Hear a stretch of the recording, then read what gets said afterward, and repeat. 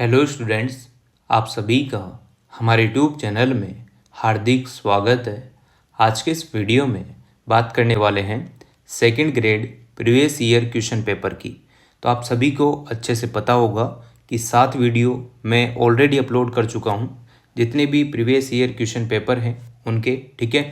तो आप लोग ज़रूर देख लीजिएगा। जो भी सेकंड ग्रेड की तैयारी कर रहा है या एग्ज़ाम देने वाला है, तो आप लोगों के लिए बहुत इंपॉर्टेंट होते हैं प्रीवियस ईयर क्वेश्चन, क्योंकि बहुत सारे क्वेश्चन रिपीट होते हैं, एज ए टीज भी रिपीट हो जाते हैं और उससे इर्द गिर्द के क्वेश्चन भी आपके आते हैं।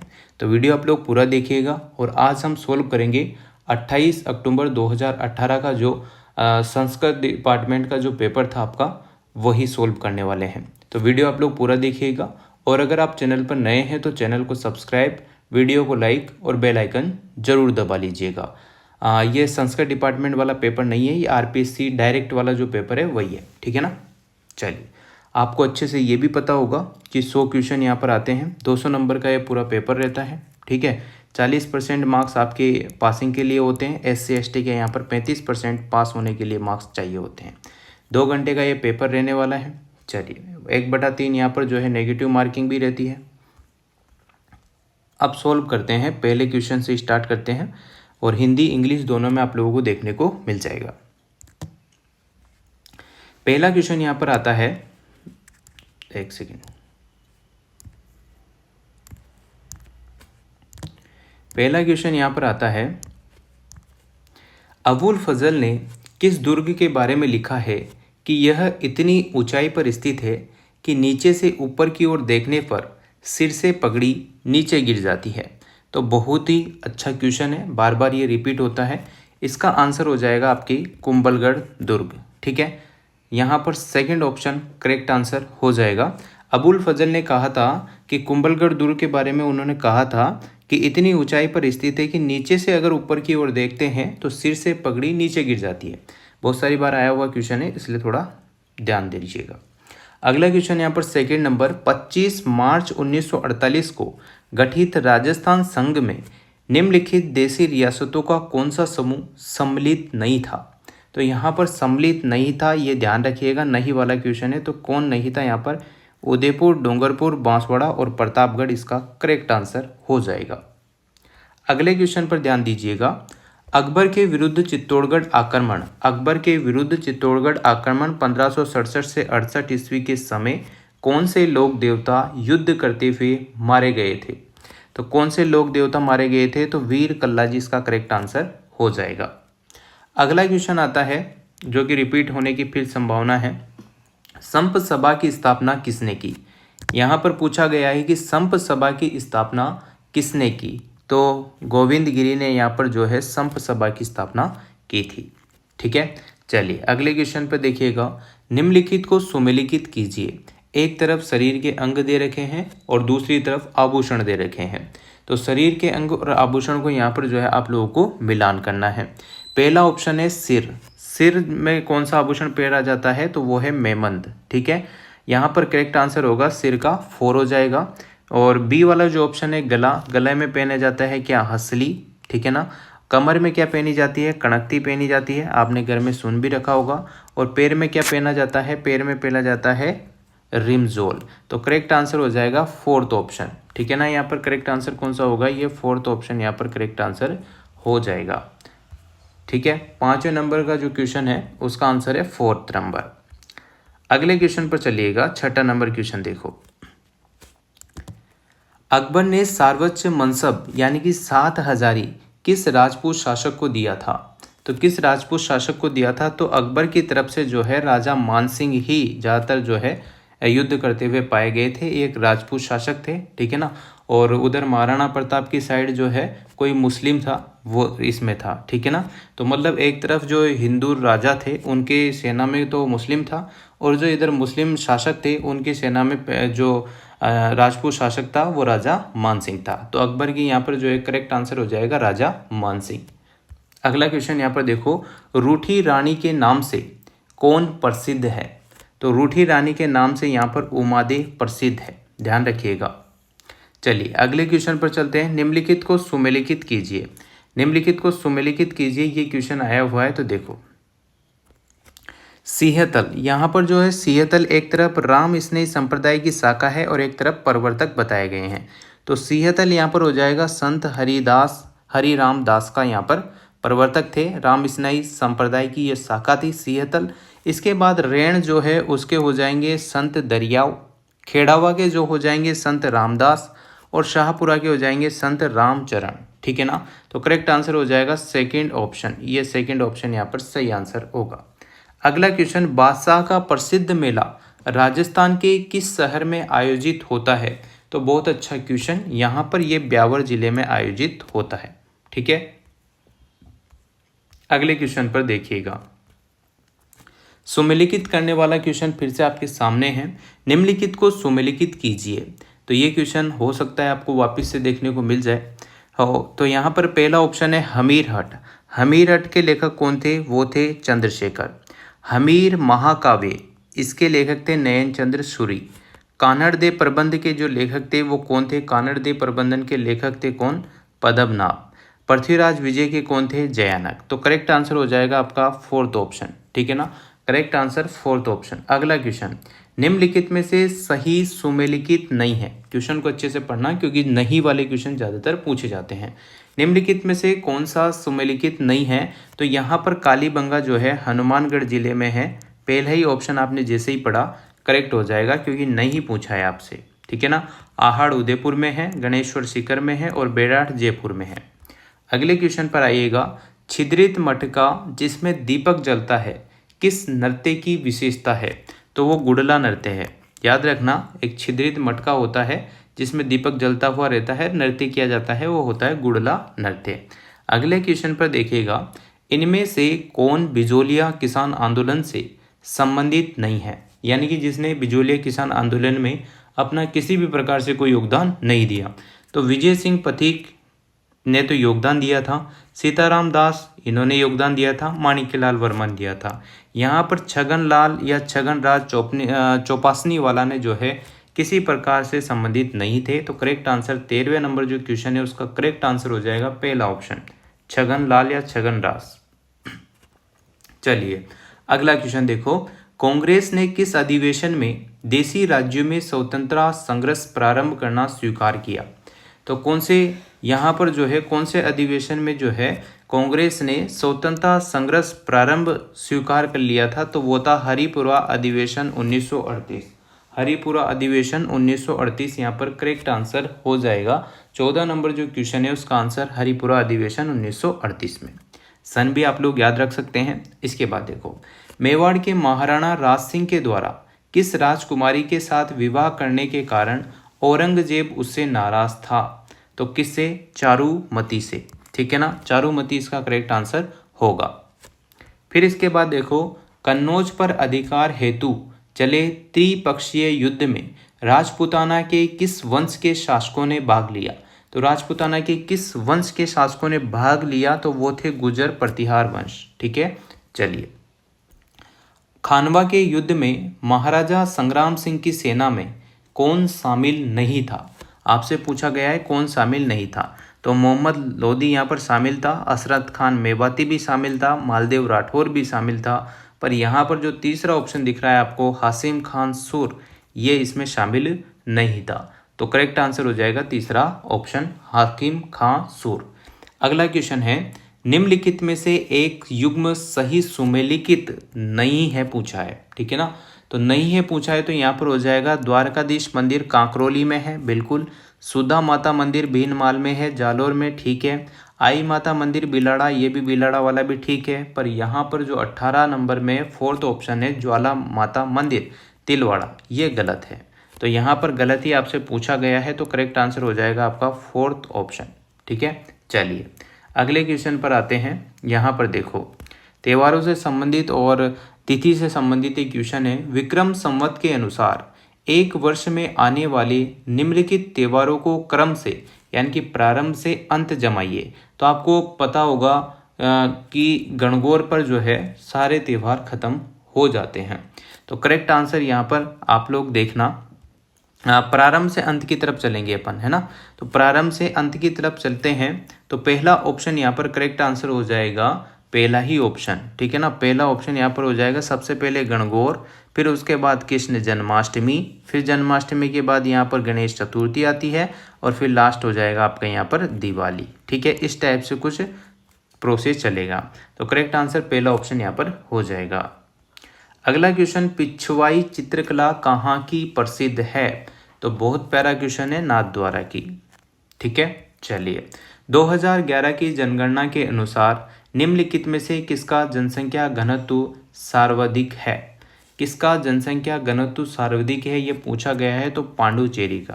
क्वेश्चन के हिसाब से आप लोगों को आंसर देना है। तो लक्षद्वीप का यहाँ पर जनसंख्या घनत्व सर्वाधिक नहीं है, दादर एवं नगर हवेली का और दमन द्वीप का भी नहीं है, बाकी पांडुचेरी का यहाँ पर सर्वाधिक जनसंख्या घनत्व है।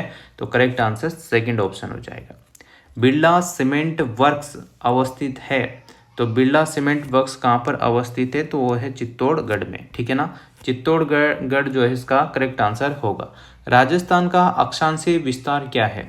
तो राजस्थान का अक्षांशीय विस्तार आपको पता होना चाहिए कि उत्तर से जो है 23 डिग्री 3 मिनट उत्तर से लेकर 30 डिग्री 12 मिनट उत्तर, वेरी इंपॉर्टेंट है, तो ध्यान रखिएगा।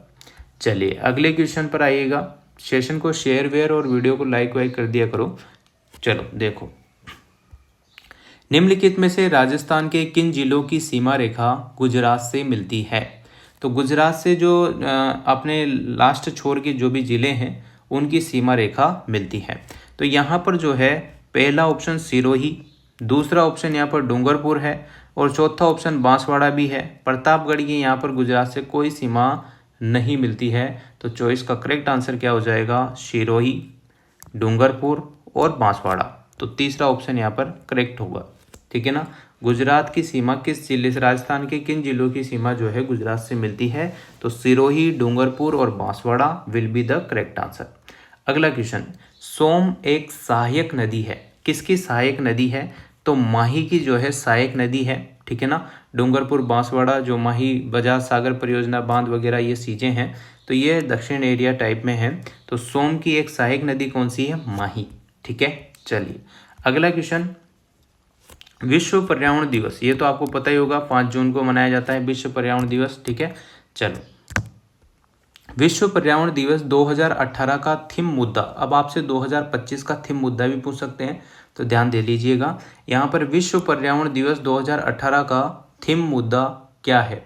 तो यहाँ पर होगा प्लास्टिक प्रदूषण को परास्त करना। क्या हो जाएगा? प्लास्टिक प्रदूषण को परास्त करना। ठीक है ना, चलिए अगला क्वेश्चन वापस से आपके सुमेलित करने वाला है, इसको देखो। जलमहल, जलमहल कहाँ पर है? जयपुर में। ठीक है, पांडुपोल जलप्रपात कहाँ पर है? आपके अलवर में है। लूण कसर झील जो है कहाँ पर है? बीकानेर में। और फतेह सागर झील कहाँ पर है? उदयपुर में। तो करेक्ट आंसर आपका पहला ही ऑप्शन हो जाएगा। ठीक है ना, चलिए अगले क्वेश्चन पर ध्यान दीजिएगा। जनगणना से संबंधित क्वेश्चन है, बहुत अच्छा क्वेश्चन। 2011 की जनगणना के अनुसार भारत का बाल लिंगानुपात दर, ये क्वेश्चन अभी 2000 मतलब आपके जो संस्कृत डिपार्टमेंट का अभी लेटेस्ट पेपर हुआ है उसमें सेम ऐसा कैसे रिपीट हुआ है। ठीक है, तो यहाँ पर ध्यान से देखो, 2011 की जनगणना के अनुसार भारत का बाल लिंगानुपात दर 0 से 6 वर्ष है। तो 0 से 6 वर्ष कितना है? 919। करेक्ट आंसर हो जाएगा 919। अगला क्वेश्चन, निम्नलिखित में से कौन सा गोवंश का नस्ल नहीं है? नहीं है पूछा है आपसे, ध्यान दीजिएगा, नहीं है पूछा है, तो करेक्ट आंसर हो जाएगा बागड़ी। यहाँ पर जो है गोवंश का नस्ल नहीं है।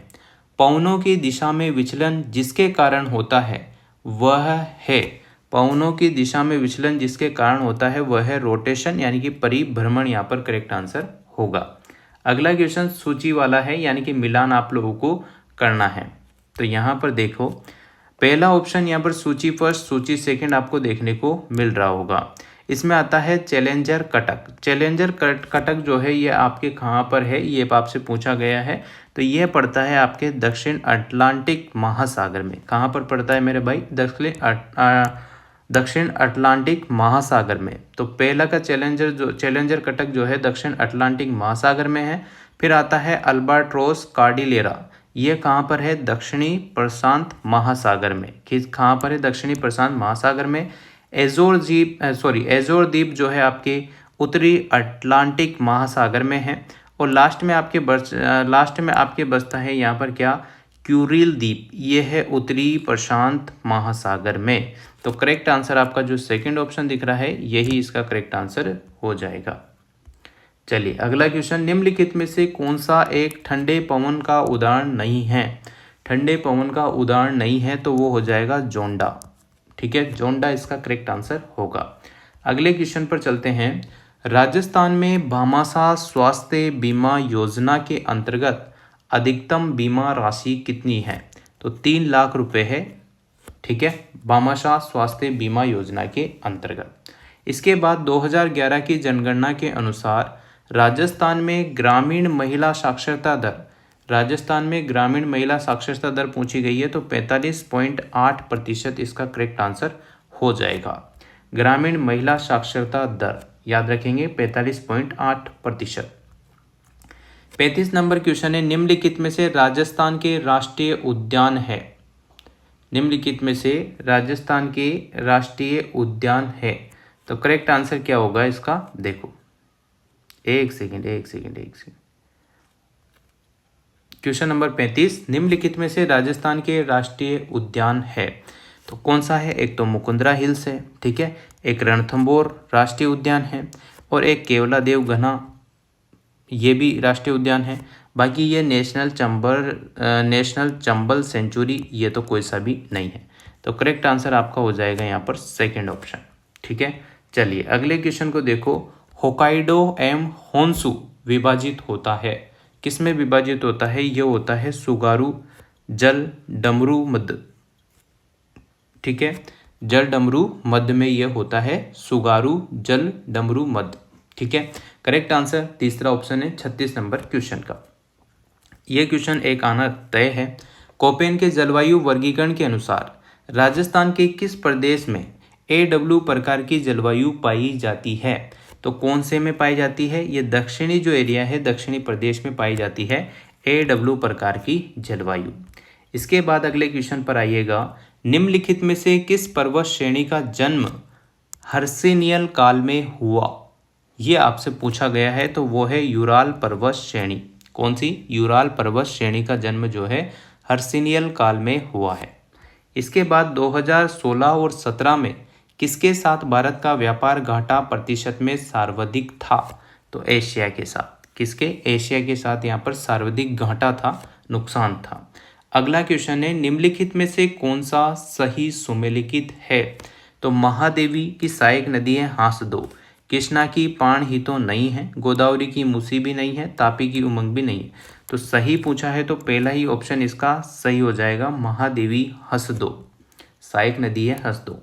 अगला क्वेश्चन, शीत युद्ध में डेडेडेस गठबंधन विश्व में अच्छे प्रभाव नहीं लाए हैं। नेहरू, आपने इस भाषण में नेहरू किस गठबंधन की ओर इशारा कर रहे हैं? तो यहाँ पर जो सैनिक गठबंधन हुआ था उसकी तरफ उन्होंने इशारा किया था। ठीक है ना, शीत युद्ध की बात थी। चलिए क्वेश्चन नंबर 42 देखिएगा।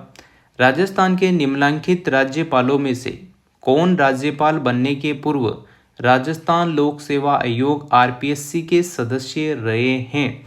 तो यहाँ पर रघुकुल तिलक का नाम आपको दिखा होगा, यही करेक्ट आंसर होंगे। अगला क्वेश्चन देखो, भारत के राष्ट्रपतीय निर्वाचन के लिए नाम निर्देशन पत्र प्रस्तुत करने के संबंध में कौन सा या कौन से कथन सही है? कौन सा या कौन से कथन सही है ये कहा गया है? तो देखो भाई, पहला पढ़ते हैं, नाम निर्वाचन पत्र पर कम से कम 50 निर्वाचकों के हस्ताक्षर प्रस्तावकों के रूप में कम से कम 50 निर्वाचकों के हस्ताक्षर के रूप में होने चाहिए। किसी अभ्यर्थी को निर्वाचन के लिए तब तक सम्यक रूप से नाम निर्दिष्ट नहीं समझाया जाएगा जब तक वह 15,000 रुपये की राशि निक्षेपित नहीं करता या कराता है। तो ये भी बात सही है। अगला क्वेश्चन, जहां कोई अभ्यर्थी एक से अधिक नाम निर्देशित पत्रों द्वारा निर्देशित है वहां मात्र एक निष्पक्ष करना होता है। करेक्ट आंसर तीनों ही सही है तो फोर्थ ऑप्शन इसका सही आंसर हो जाएगा। ठीक है ना। अगला क्वेश्चन, ई सचिवालय है ई सचिवालय क्या होता है? देखो, राज्य सरकार की एक परियोजना होती है ई सचिवालय, ठीक है ना। चलिए, निम्नलिखित में से कौन प्रधानमंत्री के पद पर रहते हुए राज्यसभा में सदन के नेता नहीं रहे हैं? तो कौन नहीं रहे हैं? तो वह है विश्वनाथ प्रताप सिंह। करेक्ट आंसर हो जाएगा पहला ऑप्शन। बाकी डॉक्टर मनमोहन सिंह रहे हैं, एच.डी. देवगौड़ा रहे हैं, इंद्र कुमार गुजराल रहे हैं, ठीक है। चलिए अगला क्वेश्चन पे आइएगा। लोकसभा में सरकारी दल का मुख्य सचेतक कौन होता है? लोकसभा में सरकारी दल का मुख्य सचेतक कौन होता है? संसदीय सचिव नहीं होता, गृह मंत्री भी नहीं, लोकसभा महासचिव भी नहीं, संसदीय कार्य मंत्री जो है यहाँ पर सरकारी दल का मुख्य सचेतक होता है। अगला क्वेश्चन देखो, निम्नलिखित में से किस भारतीय लेखक या विचारक ने विश्व सरकार के विचार का विरोध करते हुए वैश्विक स्तर पर 20 से 25 क्षेत्रीय महासंघ बनाने का विचार प्रस्तुत किया? तो करेक्ट आंसर हो जाएगा रजनी कोठारी। अगला क्वेश्चन आता है, मंत्री परिषद द्वारा राष्ट्रपति को दी गई सलाह की जांच की जा सकती है? तो यह सलाह जांच के दायरे में नहीं आती। यह सलाह क्या है? जांच के दायरे में नहीं आती। यहाँ राज्यपाल होता तो फिर भी चल सकता था, राष्ट्रपति है तो यह नहीं चल सकता।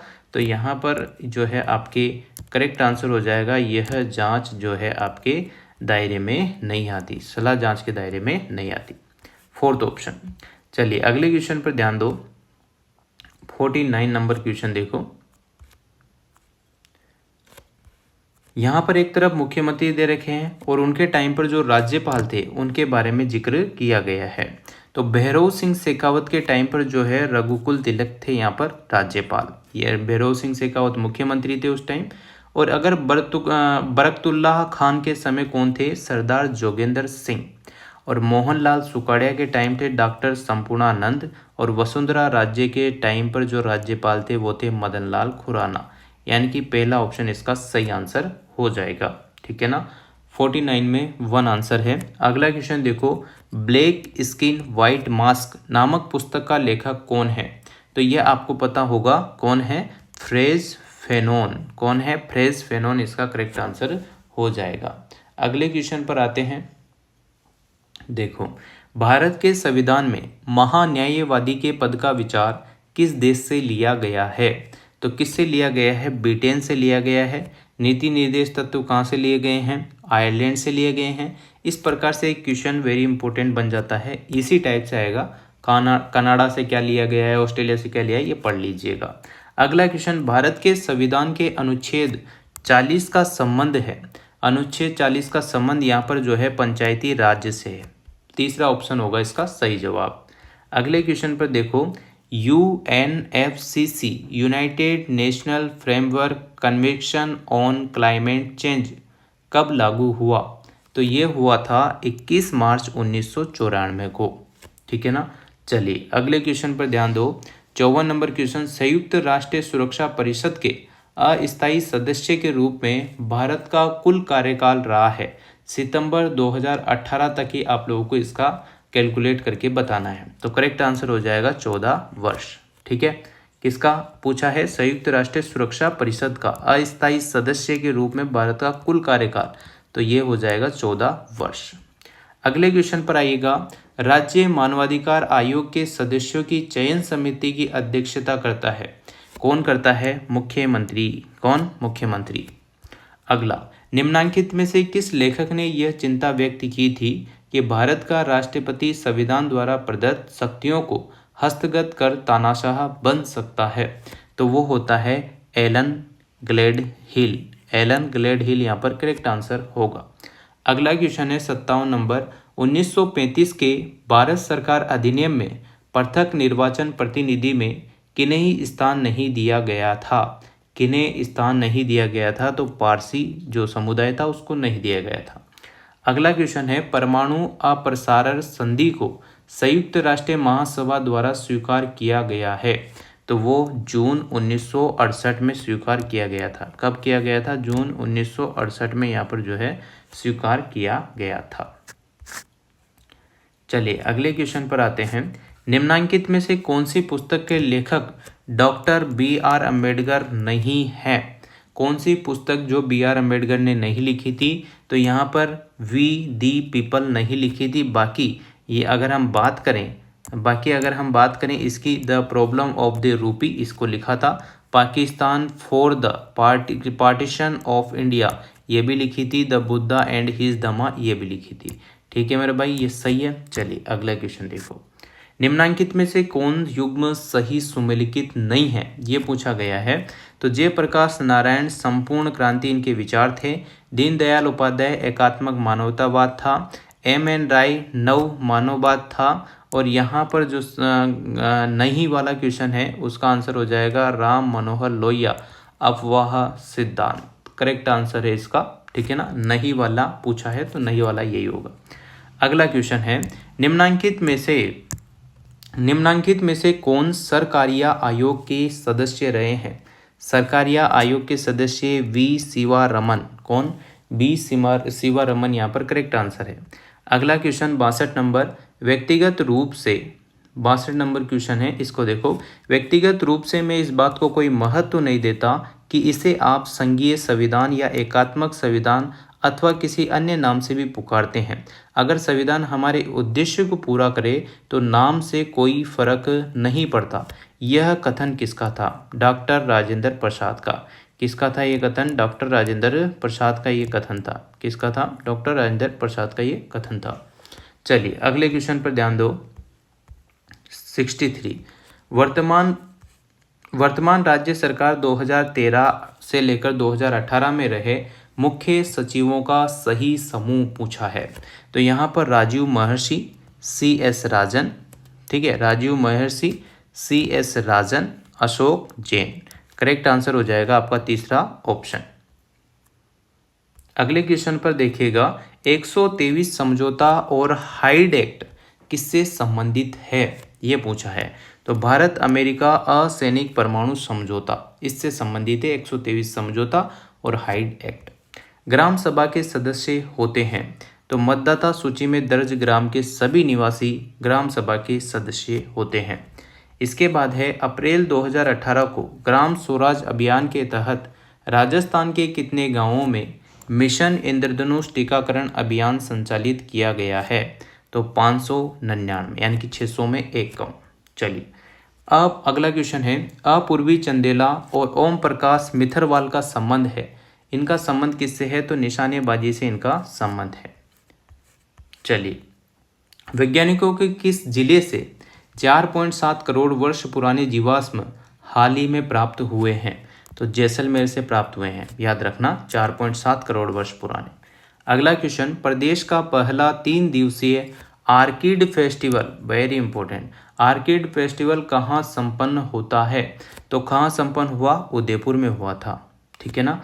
मुकंदरा हिल्स टाइगर रिजर्व राज्य के किन 4 जिलों में फैला हुआ है? तो ये कौन कौन से जिलों में फैला है? देखो, कोटा, बूंदी, चित्तौड़गढ़ और झालावाड़। ठीक है ना। कोटा, बूंदी, बारां, झालावाड़ नहीं लगाना है ना, ये भी नहीं लगाना है, ये भी नहीं लगाना है, ये लगाएंगे कोटा, बूंदी, चित्तौड़गढ़ और झालावाड़।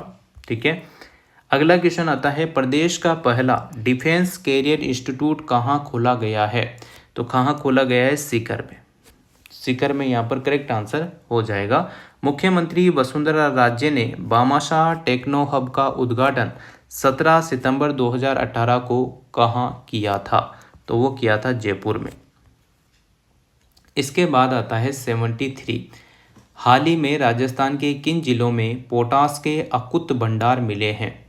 तो अकुत भंडार कहाँ मिले हैं? बीकानेर, चूरू, श्री गंगानगर और हनुमानगढ़ में। ठीक है ना। तो बीकानेर, इसका तीसरा ऑप्शन बीकानेर, चूरू, श्री गंगानगर, हनुमानगढ़ यहाँ पर करेक्ट आंसर हो जाएगा। पोटास के अंकुत भंडार कहाँ मिले हैं? यहाँ पर, तीसरा ऑप्शन। अगला क्वेश्चन देखो, भारतीय भूवैज्ञानिक सर्वेक्षण विभाग ने राज्य के किन 2 जिलों में स्वर्ण भंडार होने का अनुमान हाल ही में व्यक्त किया है? तो उदयपुर और बांसवाड़ा में जो है यहाँ पर अनुमान व्यक्त किया है। इसके बाद आता है, सुंदर सिंह गुर्जर का संबंध किस प्रतिस्पर्धा से है? तो अभी आप लोग जो अभी का करंट है उसके हिसाब से यहाँ पर नाम देख के जाना, ये पुराने पेपर के हिसाब से है। तो यहाँ पर जेवलिन थ्रो यहाँ पर करेक्ट आंसर हो जाएगा, जेवलिन थ्रो इसका करेक्ट आंसर होगा। अगला क्वेश्चन यानी कि भाला फेंक। अगला है, निम्नलिखित में से कौन सा कथन भारतीय अर्थव्यवस्था की संरचनात्मक परिवर्तनों के संबंध में सत्य नहीं है पूछा है। तो करेक्ट आंसर हो जाएगा सकल राष्ट्रीय उत्पाद में खनिज और उत्खनन। फोर्थ ऑप्शन इसका सही आंसर, ये जो है योगदान घट रहा है। ठीक है, चलो निम्नलिखित में से किस कारण से सकल राष्ट्रीय उत्पाद हमेशा विशुद्ध राष्ट्रीय उत्पाद से अधिक रहता है? तो कौन सा कारण है वो है पूंजी उपभोग भत्ता, सेकंड ऑप्शन। इसके बाद है किस पंचवर्षीय योजना के दौरान राष्ट्रीय आय की वृद्धि दर न्यूनतम रही? तो किस पंचवर्षीय योजना के दौरान रही थी वो? तृतीय जो योजना थी उसके दौरान यहाँ पर रही थी। चलिए, निम्नलिखित में से किस वर्ष में कृषि क्षेत्र की वृद्धि दर ऋणात्मक रही है? तो किस वर्ष में रही है? 2014 और 15 के वर्ष में। इसके बाद तेंदुलकर विधि के अनुसार 2004-5 से 2011-12 के बीच भारत के निम्न राज्यों में से किस राज्य में निर्धनता अनुपात में सर्वाधिक कमी दर्ज कराई गई है या दर्ज हुई है? तो वही है उड़ीसा। कौन सा राज्य है? उड़ीसा में। अगला क्वेश्चन है यहाँ पर 81 नंबर क्वेश्चन। सेशन को लाइक वाइक कमेंट में शेयर वेयर कर दिया करो। अगला क्वेश्चन, सम्मान और प्रतिष्ठा व्यक्ति के लिए अभिप्रेरणा की तरह कार्य करती है। यह प्रेरक निम्नलिखित में से किस श्रेणी से संबंधित है? तो ये है सामाजिक से। चलिए अगले क्वेश्चन पर ध्यान दो। व्यक्ति के व्यक्तित्व का अध्ययन करने की वह प्रविधि जिसके द्वारा उसकी जीवन शैली, व्यवहार, तौर तरीके, विचारों, भावनाओं का अवलोकन किया जा सकता है कहलाती है। क्या कहलाती है? व्यक्तित्व अध्ययन कहलाती है। Second option. निम्नलिखित में से कौन सी मुख्य प्रक्रिया, भंडूरा के क्वेश्चन आपके फर्स्ट ग्रेड के पेपर में भी बहुत आए हैं, भंडूरा के सामाजिक संज्ञानात्मक सिद्धांत अवलोकन अधिगम में सम्मिलित नहीं है पूछा है? तो वो है अनुभवनात्मक। निम्नलिखित में से कौन सा उच्च बुद्धि का संकेत है? कौन सा उच्च बुद्धि का संकेत है? तो यह बुद्धि लब्धि 105 अंक प्राप्त करना नहीं, याद करके पता करना नहीं, समान गलतियों को किसी कार्य के पश्चात पृष्ठ पोषण का अवसर मिलने पर दोबारा नहीं करना, यही करेक्ट आंसर हो जाएगा। ये फोर्थ ऑप्शन भी गलत है। थर्ड ऑप्शन होगा 84 नंबर क्वेश्चन का सही जवाब। अगला क्वेश्चन है, बालक जो अपने विद्यालय में अच्छा कार्य नहीं करते हैं प्राय अपने अध्यापकों की आलोचना करते हैं, समायोजन की यह यांत्रिकी कहलाती है। क्या कहलाती है? प्रेक्षण कहलाती है, प्रोजेक्शन कहलाती है। Fourth option.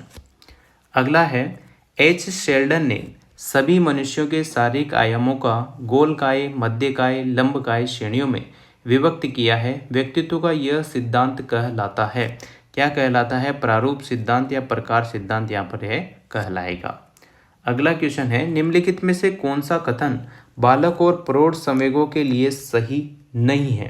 तो कौन सा नहीं है? प्रौढ़ के संवेग बालक के तुलना में तुरंत जल्दी से परिवर्तित होते हैं, ये सही नहीं है, बाकी सभी सही है।